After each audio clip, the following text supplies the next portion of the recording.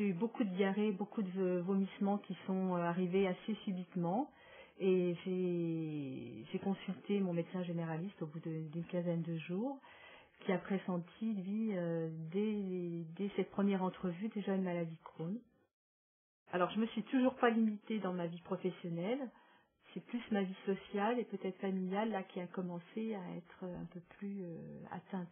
Le fait de refuser des sorties du week-end parce que j'étais pas capable de pouvoir les assumer ou les vivre. Donc, c'est de ce type-là.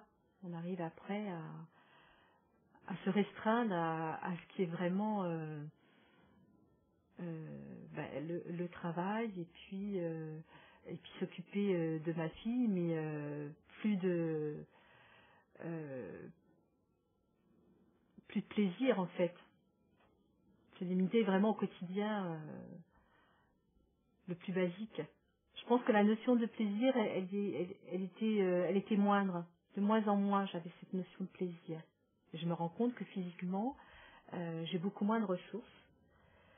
Et c'est vrai que ça, je pense que c'est là où ça agit aussi sur le moral. Donc, est-ce que c'est le fait d'avoir moins d'activité qui agit sur le moral ou est-ce que c'est la maladie? Après, on rentre dans un système qu'on n'arrive plus à gérer.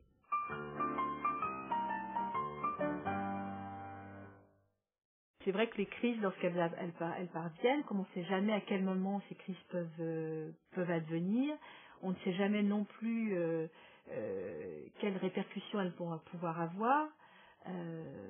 Ça, c'est là où l'angoisse peut venir. La peur au ventre, j'ai l'impression que j'ai vécu beaucoup jusqu'à maintenant, jusqu'au moment justement de cette prise de conscience, j'ai vécu beaucoup avec cette peur au ventre. Il y a 6 ans, j'ai eu une forte fièvre avec des grosses douleurs abdominales qui m'ont obligée à me faire hospitaliser pour un abcès au niveau de l'iléon terminal. Et après les examens et le diagnostic de mon gastro-entérologue, je devais subir une intervention. Et suite à une coloscopie, l'intervention a été annulée. Donc l'équipe et le médecin décident de repousser l'intervention à plus tard. Là, je pense que je prends vraiment conscience de la gravité de cette maladie. Je prends conscience, là, vraiment de la maladie et des conséquences que ça peut avoir sur ma vie. Je prends conscience de cette maladie et j'ai envie de lutter contre elle.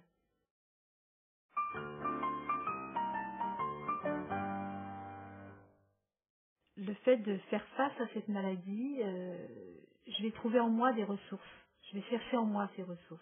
Et ces ressources, je vais les trouver parce que j'ai aussi des aides autour de moi qui vont m'aider à cheminer. Ce cheminement, il va se faire tout doucement, par des rencontres, par des lectures. Et je sens que, en fait, cette maladie, j'arrive à la dompter. Depuis cette prise de conscience, ce changement d'alimentation, cette adaptation de ma vie professionnelle, ce temps pour moi que je me concentre, se prendre soin, fait qu'aujourd'hui je me sens bien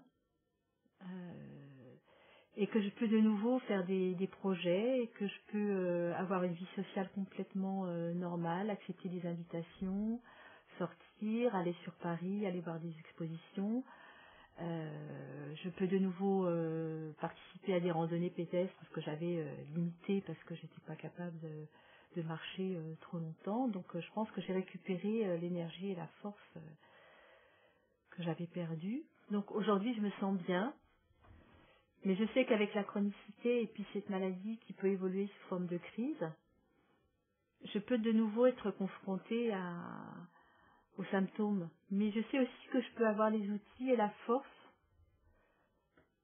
pour accepter aujourd'hui peut-être une intervention, ce que j'aurais pas été capable il y a avec l'intervention, avec les répercussions que ça peut avoir. Moi, j'aimerais bien qu'on parle aux patients, aux malades atteints de Mickey, qui a la prise en charge médicale, mais en même même temps ou conjointement, il y a peut-être d'autres méthodes aussi qui peuvent aider et soulager les symptômes.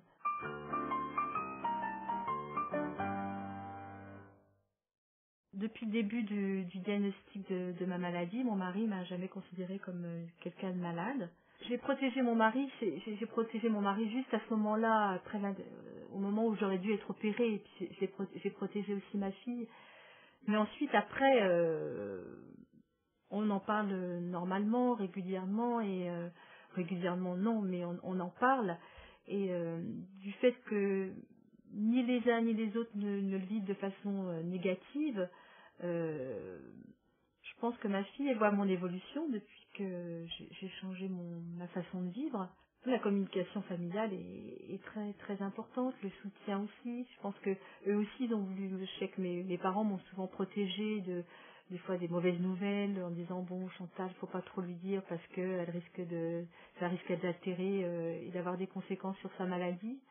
Ce que mon mari n'avait pas du tout cette attitude-là. Il y a eu deux attitudes complètement différentes. Après 4 ans de recul, j'ai décidé de vivre ma grossesse et sans problème, avec beaucoup de...